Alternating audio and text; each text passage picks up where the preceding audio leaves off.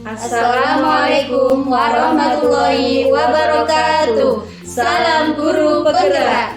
Perkenalkan, kami calon guru penggerak angkatan 10 dari Kabupaten Kediri, Jawa Timur. Perkenalkan, saya Eni Arifianti dari SDN Minggiran 1. Perkenalkan, saya Nurul Azizah dari SDN Kanyoran 3. Perkenalkan, saya Eli Susmawati dari SMP Negeri 1 Semen. Di sini kami akan melakukan demonstrasi kontekstual modul 2.3 coaching dalam supervisi akademik dengan peran sebagai observer, coach, dan coaching. Selamat menyaksikan.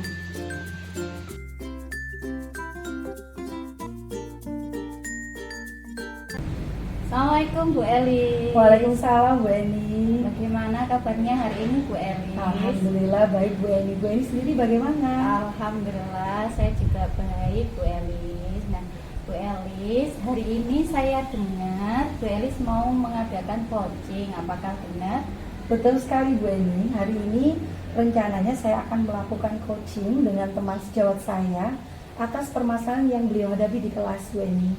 Betul. Nah sebelum coaching dilaksanakan, saya ingin mengajak Bu Elis berdiskusi sebentar terkait rubrik penilaian yang nanti akan saya lakukan Bu Elis. Jadi nanti sewaktu coaching dilaksanakan, saya akan mengobservasi. Nah di dalam observasi itu antara coach dengan coaching akan saya nilai apakah coaching tersebut sudah melaksanakan alur cerita atau belum, dan juga coach apakah sudah mengajukan pertanyaan yang berbobot atau belum. Nah, dan coach juga dinilai apakah sudah merespon dengan baik dari apa yang ditanyakan oleh coach. Nah, namun jangan lupa Bu Elis, nanti sewaktu melakukan coaching ada prinsip-prinsip coaching yang tidak boleh ditinggal atau harus dilakukan. Kira-kira Bu Elis masih ingat enggak apa itu prinsip coaching? Yang saya ingat ada 3 Bu Eni. Yang pertama itu adalah kemitraan, kemudian yang kedua adalah proses kreatif, dan yang ketiga adalah bagaimana memaksimalkan potensinya. Begitu Bu Eni. Oh iya, benar Bu Elis, jadi ada 3. Nah, dari prinsip-prinsip coaching ini, apa yang kira-kira kompetensi yang ingin dikembangkan dalam coaching yang akan dilakukan Bu Elis ini? Oh, gini Bu Eni, nanti akan ada 3 kompetensi yang ingin saya kembangkan. Yang pertama itu adalah kehadiran penuh, kemudian mendengarkan aktif, dan yang terakhir itu adalah bagaimana mengajukan pertanyaan yang berbobot. Ada 3 yang disebutkan Bu Elis. Iya. Dari ketiga kompetensi ini, mana yang mau difokuskan oleh Bu Elis untuk dikembangkan? Saya rasa ada 2 Bu Eni. Yang pertama itu adalah mendengarkan aktif, dan bagaimana nanti saya bisa mengajukan pertanyaan yang berbobot kepada coach ini.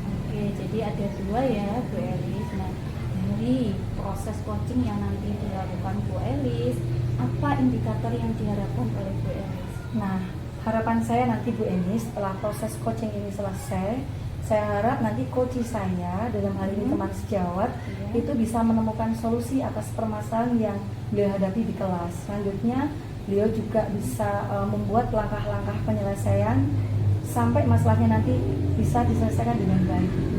Bagus sekali Bu Elis. Nah, saya harap nanti coachingnya lancar. Nah, proses observasi ini saya rasa sudah cukup. Nanti setelah ini Bu Elis bisa langsung coaching dengan rekan sejawat. Nanti kita ketemu lagi setelah coaching ya Bu Elis. Siap Ibu. Terima kasih Bu atas kesempatannya. Iya, sama-sama Bu Elis.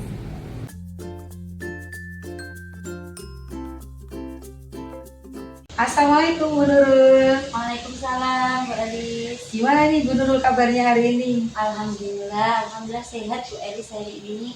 Mana kalau Bu Elis? Alhamdulillah, berkat doa Bu Nurul saya juga baik-baik saja. Bu Nurul, tadi saya dengar katanya ada yang mau diobrolin sama saya hari ini. Apa nih yang mau diobrolin? Iya benar Bu. Ini saya tuh resah akhir-akhir ini itu. Karena ada salah satu murid saya yang temperamennya itu kurang baik Bu. Dia itu sering marah-marah, terus membuat onar di kelas, terus membuat teman-temannya nangis. Padahal dia itu suka jahitin temannya, tapi giliran dia dijahitin temannya, dia nggak terima, terus jadi ada pertengkaran di kelas seperti itu. Gitu ya Bu Nurul. Jadi dari obrolan kita ini apa yang diharapkan sama Bu Nurul? Ya, yang saya harapkan dari obrolan kita bisa mendapatkan, saya bisa mendapatkan solusi dari permasalahan saya dan anak didik saya itu menjadi lebih baik lagi temperamennya. Oke Bu Nurul, tadi Bu Nurul sudah cerita tentang masalahnya. Ada salah satu murid yang temperamennya kurang bagus, Iya. suka jahil, gampang marah-marah gitu ya Bu ya. Iya. Nah kalau boleh saya tahu nih Bu Nurul, kira-kira apa sih penyebabnya? Iya, menurut saya, setahu saya karena saya ada teman Bu di teman yang menjadi tetangganya. Nah, dari hasil observasi itu saya lihat itu karena pola asuh orang tuanya. Orang tuanya itu juga dalam mengasih tahu, menasihatinya itu dengan marah-marah juga, sehingga membuat anak itu temperamennya kurang bagus. Selain itu juga dari pergaulan. Nah, pergaulannya itu ya teman-temannya lebih dewasa, jadi dia itu meniru Bu, lebih meniru yang dewasa. Oke. Iya. Jadi itu tadi menurut cerita dari Bu Nurul, karena lingkungan keluarganya juga tidak mendukung ya Bu Iya, Nurul ya. kurang mendukung. Ibunya suka marah-marah Iya, sehingga betul. itu terbawa mempengaruhi psikologis dari si anaknya tadi ya. Iya. Jadi gitu ya. Jadi dia jadi ikut-ikutan temperamennya sama, meniru ya, kurang lebih Iya. meniru ibunya. Nah kemudian apakah ada penyebab lain Bu Nurul? Ada Bu. Saya kira itu dari pengaruh gadget juga, dari tontonan-tontonan ya, karena dari yang saya tahu itu dia itu juga lihat HP kalau ditinggal orang tuanya kerja itu. Jadi tontonannya kan nggak ada yang mengawasi Bu, jadi tontonannya segala tontonan dia tonton, jadi kalau ada yang kata-kata kasar, terus tontonan yang kurang baik, dia menontonnya, akhirnya dia meniru karena seusianya juga memang lagi-lagi meniru, memang seperti itu Bu Elis. Ya, jadi tadi menurut Bu Nurul penyebabnya bisa 3 ya Bu ya. Iya. Pengaruh dari orang tuanya, lingkungan pergaulannya, sama pengaruh gadget. Wah, kalau saya perhatikan nih Bu, penyebabnya kompleks sekali, banyak sekali ya Bu Nurul. Iya. Nah, harapan Ibu ke depannya anak ini nanti jadi seperti apa Bu Nurul? Harapan saya anak ini lebih baik lagi temperamennya, lebih tenang dalam kelas, dan sehingga kelas saya semakin kondusif, nyaman, belajarnya tidak ada yang kejadian-kejadian yang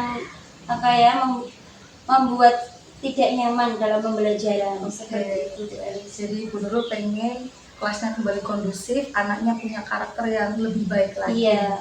Oke, untuk mewujudkan rencana dari Bu Nurul tadi, apa yang nanti akan Ibu lakukan?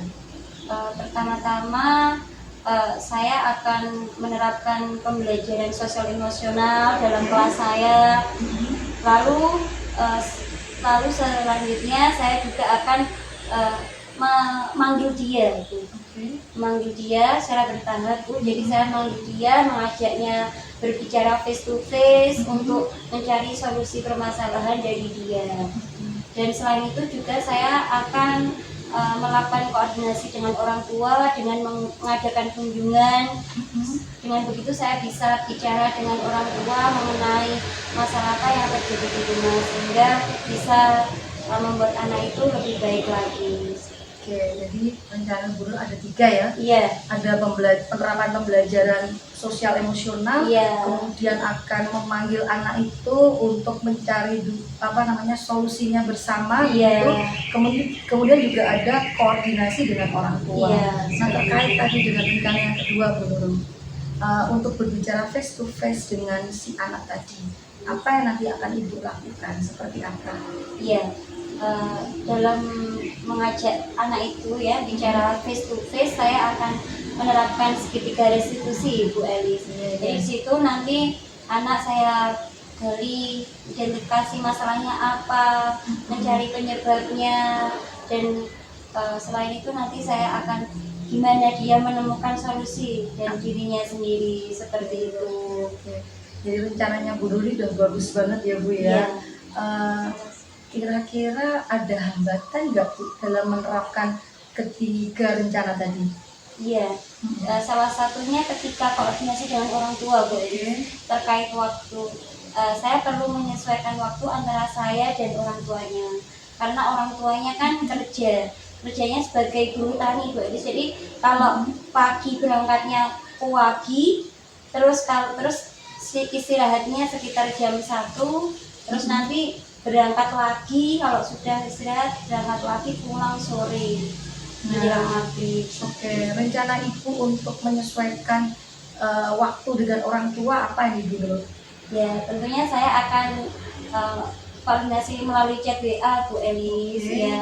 Saya menyesuaikan waktu beliau gimana yang senggangnya, misal liburnya kapan, seperti itu. Nanti saya akan bicarakan lebih baik. Bagus Bu Nurul, rencananya semuanya bagus, saya mengapresiasi.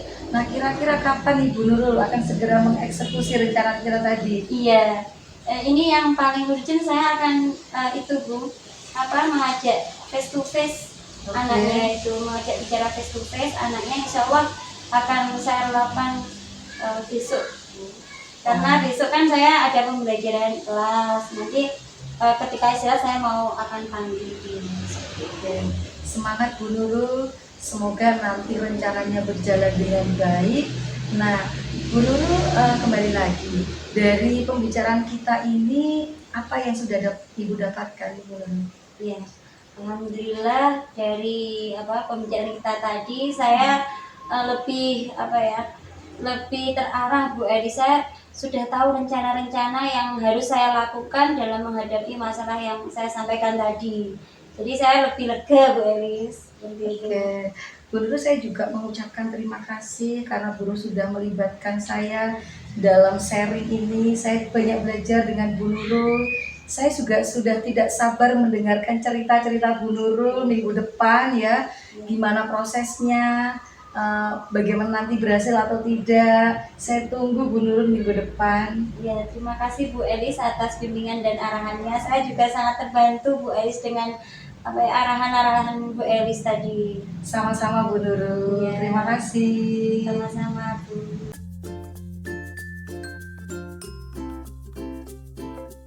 Alhamdulillah ya Bu Elis, ini tadi sudah selesai coachingnya. Alhamdulillah sudah Ibu Eni. Iya. Bagaimana perasaannya Bu Elis setelah melaksanakan coaching tadi? Alhamdulillah lega banget Bu Eni. Ya. Saya sudah bisa membantu rekan sejawat untuk bisa menggali potensinya, sehingga tadi bisa menemukan solusi untuk permasalahannya Bu. Alhamdulillah lega sekali ya Bu Elis ini ya. Ya. Dari percakapan coaching tadi, sebenarnya apa saja yang sudah Ibu lakukan terkait dengan indikator ketercapaian yang diinginkan? Tadi yang sudah saya lakukan dalam proses coaching adalah menerapkan alur cerita Ibu, dimulai dari penetapan tujuan, kemudian identifikasi masalah, kemudian dilanjutkan dengan rencana aksi dan juga tahap tanggung jawab, sehingga alur tadi, proses tadi sudah bisa membantu coach untuk menggali potensi yang dia miliki, sehingga coach dapat menemukan solusi atas permasalahan yang beliau hadapi. Begitu Bu Eni. Benar sekali Bu Elis, dari pengamatan saya Bu Elis juga menurut saya sudah melaksanakan alur cerita yang tak kalah penting. Dari kompetensi tadi yang diinginkan ini juga sudah tercapai Bu Elis, dari mulai mendengarkan secara aktif dan juga Bu Elis sudah memberikan pertanyaan-pertanyaan yang berbobot untuk coach, sehingga respon atau feedback dari coach ini dapat terbangun dengan baik, dan juga dari coach bisa memunculkan solusi dari permasalahan ini. Terima kasih Bu Eni atas refleksinya untuk saya Ibu. Sama-sama ya Bu Elis. Nah, mudah-mudahan nanti kedepannya Bu Elis lebih baik lagi ya. Nah, ini sebelum kita tutup, kira-kira untuk kompetensi yang ingin dikembangkan Bu Elis apa ya? Yang saya ingin kembangkan lagi ke depannya adalah bagaimana saya bisa memberikan pertanyaan-pertanyaan yang lebih berbobot lagi sehingga lebih membantu Koci, mendorong Koci untuk menggali lagi potensinya, kemudian menentukan solusi atas permasalahan-permasalahannya, Ibu. Bagus sekali Bu Elis, mudah-mudahan kedepannya ini jadi motivasi Bu Elis untuk mengembangkan coaching lebih baik lagi. Amin. Bu Elis. Terima kasih, Ibu. Iya, untuk hari ini observasi insya Allah sudah selesai Bu Elis, tetap semangat ya. Ya. Mudah-mudahan observasi ini atau proses coaching ini bisa bermanfaat untuk kita semua. Gitu ya Bu Elis. Iya, Ibu, terima kasih. Sama-sama.